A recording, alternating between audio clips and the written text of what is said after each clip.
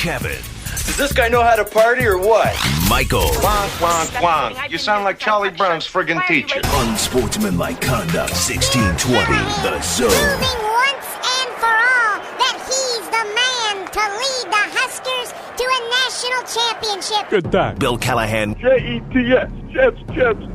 That spells Jets. Bill Callahan. This is 2007 Bowl Game Callahan.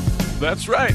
I don't exist. Husker fan. Bill Callahan. Be in a position to win championships again, and we will do that. And we will do that with Bill Callahan as the head football coach. Bill Callahan. Remember when I was coaching in the Super Bowl? Husker fan. Bill Callahan. What's the fastest way out of Lincoln? Husker fan. Oh, you got to love it. You've got to love it. Because as we talk about the world of politics intermingling with sports, who better to get involved than a guy who's coaching in the National Football League where a chance for those politics come into play on a regular basis, and that, of course, is Bill in New York. Coach, a pleasure to have you with us. We've been talking all day long about sports and politics. Have you decided where you're voting yet in this year's election? Well, good to talk to both you guys, Devin and Markle. But great to be out. This is an important election for this football country. And, there are pros and cons to both candidates. And I've been thinking a lot about this. McCain served in the military, but, he doesn't have a lot of coaching experience. I want my commander-in-chief to have been a coach at some level.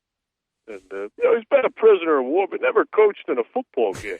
And, coaching's where we truly find our heroes. But, where we truly find the people who laid down their minds for this country. And, people who know how to lead a group of people to victory. On the other side, you got Barack Obama. And, he's a good leader. He can speak eloquently, expeditiously. But then again, he's never held a job in his life.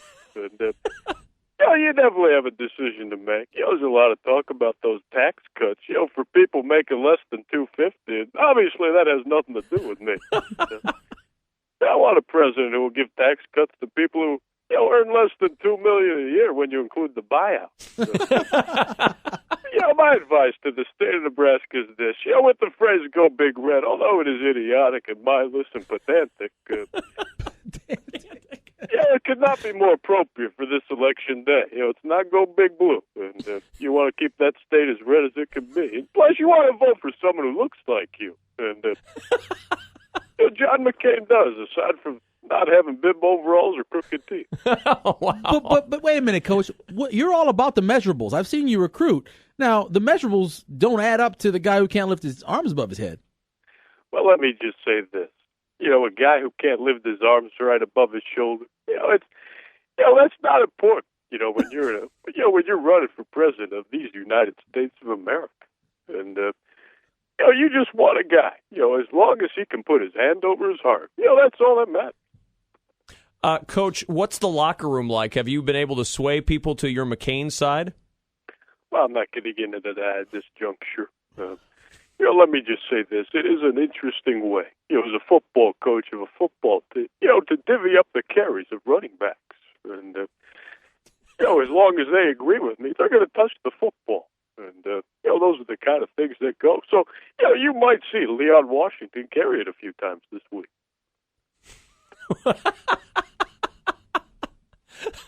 Bill in New York is our guest. Tell us, you saw the Chiefs this past weekend. What were your thoughts on that football team? Oh, they're a very good football team. You got to be a great football team to beat that football team. And, Leon Washington, as I was talking about, he broke off that 80-yard run. And that's coaching. That's it. And, he's been so good, we've made sure to give him about 3 carries a game. But, beating the Chiefs was purely coaching. I don't know how else you could explain overcoming 3 interceptions from Brett Favre. But, we got Buffalo up next. To get our team fired up for this football game, I brought in a Buffalo head into one of our meeting rooms. And, people say I don't know how to motivate players. Well, I would beg to disagree.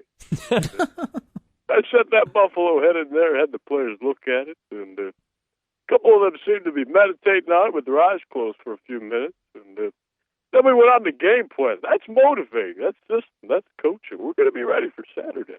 Coach, this week is Oklahoma week for Nebraska, and and I know that you've done it a couple times where you played not to get blown out. Do you think that's what Nebraska should do now? Oh, that's frustrating. You would even bring that up, Mark. Huh?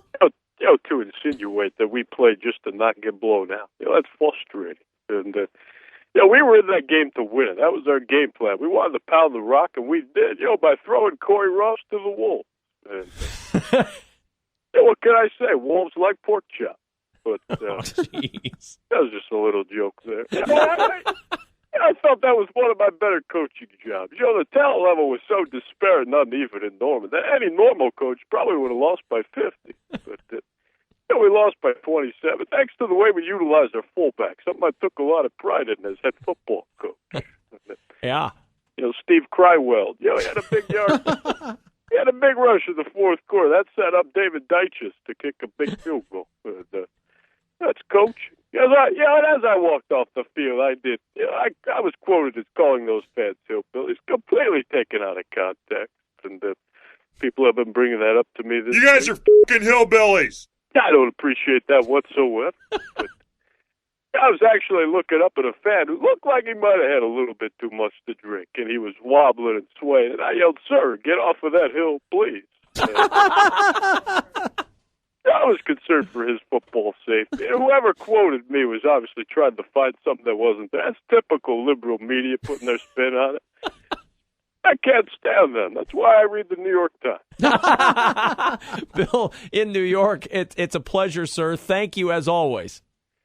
Thanks so much, guys. Really appreciate that. I do want to mention, one Husker fan emailed me this week telling me for Halloween I should dress up as Jason, from Friday the 13th, because he said I was good at the throat slash.